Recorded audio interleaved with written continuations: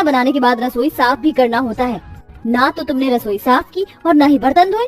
शहर के एक बड़े से घर में कांता नाम की औरत रहती थी, जिसकी 2 बहुएं थीं। दोनों अपने बनाए हुए खाने की हमेशा तारीफें करती रहती थीं। अरे वाह जागृति बहू, आज क्या कोई खास दिन है जो तूने इतने तरीके से पकवान बनाए हैं? आज तो तुमने ढेर सारी चीज बनाई है। आलू mushroom, mushroom pulao, paneer mushroom सब कुछ हमारे पसंद का। आज तो खाना खाने में मजा आ जाएगा। सभी लोग बड़ी बहू के खाने की तारीफें कर रहे थे। वहीं दूसरी ओर छोटी जल भुन गई थी और खाना नहीं खा रही थी। अनामिका, तुम खाना क्यों नहीं खा रही हो? क्या खाऊं?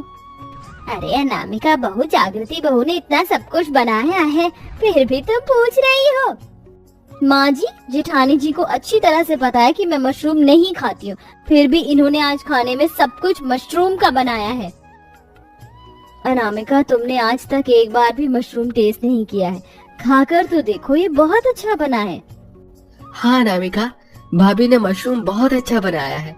एक बार खाकर तो देखो, तुम्हें जरूर मशरूम पसंद आएगा।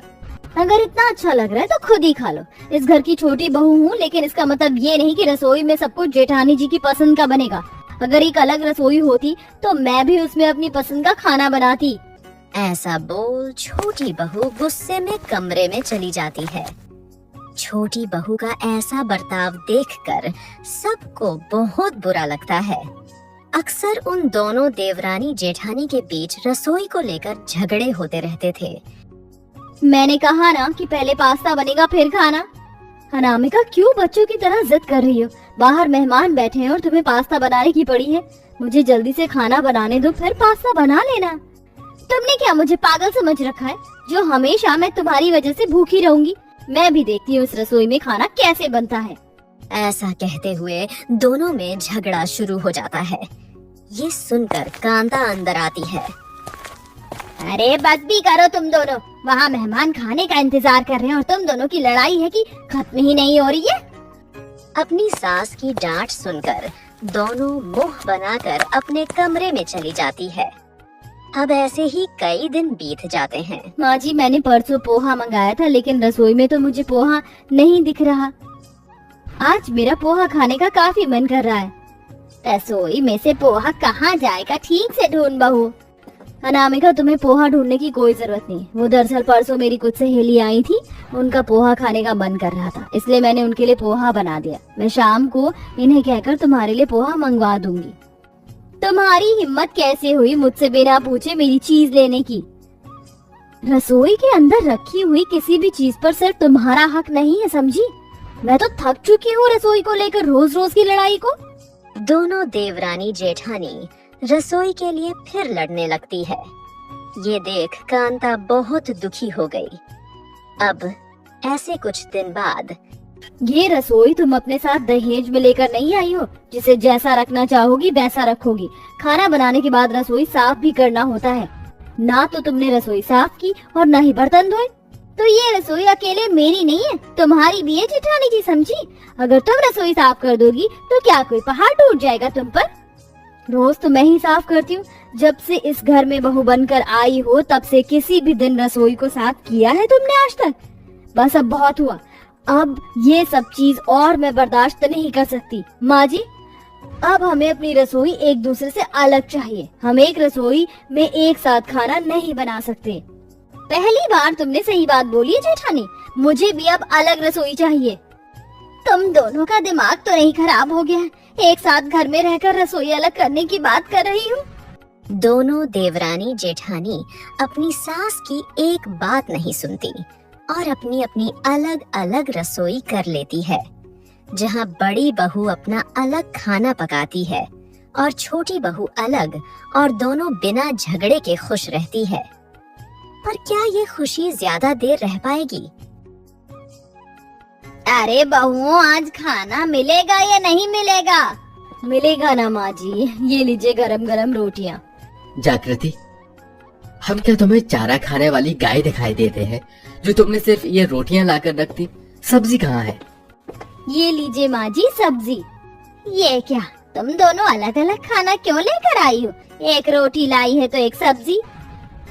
माँ जी, क्या आपको याद नहीं है कि हमने रसोई अलग कर ली है? अरे रसोई अलग कर ली, इसका मतलब ये तो नहीं कि रोटी 8 बजे आ रही और सब्जी 9 बजे। ऐसे तो हमारी भूख ही मर जाएगी। लेकिन तुम दोनों को समझाने का कोई फायदा नहीं है।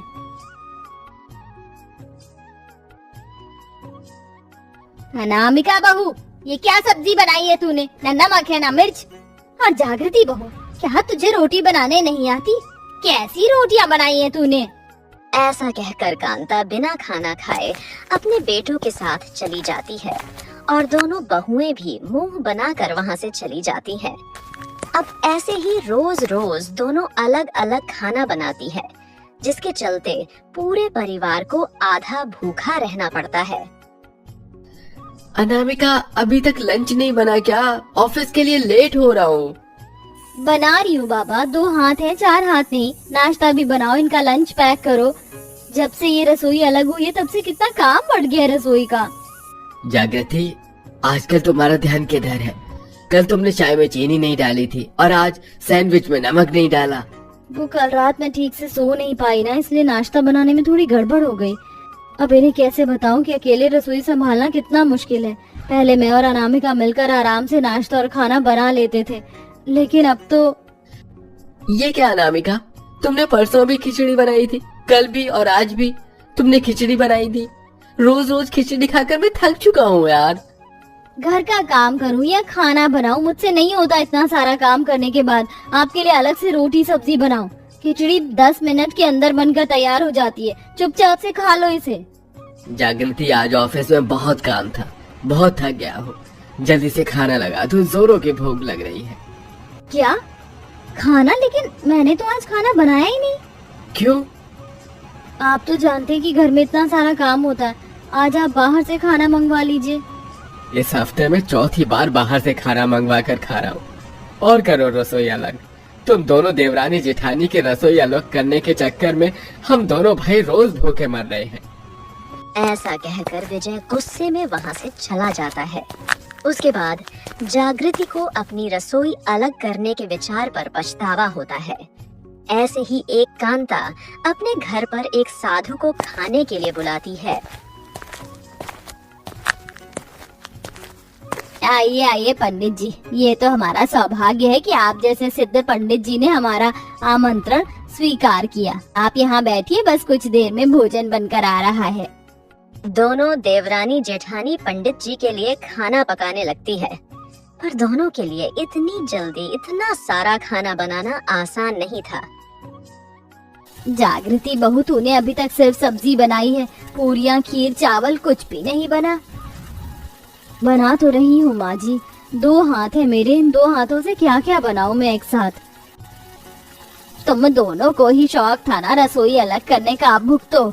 लेकिन याद रहे, पंडित जी के खाने में किसी भी तरह की कोई गड़बड़ नहीं होनी चाहिए। अगर वो जरा भी क्रोधित हुए तो मैं तुम दोनों को नहीं छोड़ूंगी। दोनों देवरानी जेठानी अपनी सास की ऐसी बातें सुनकर डर जाती है और छोटी बहू जागृति के पास आती है। जेठानी जी, अगर हम दोनों साथ मिलकर खाना नहीं बनाएंगे तो रात तक भी हमारा ये सारा खाना नहीं बनेगा।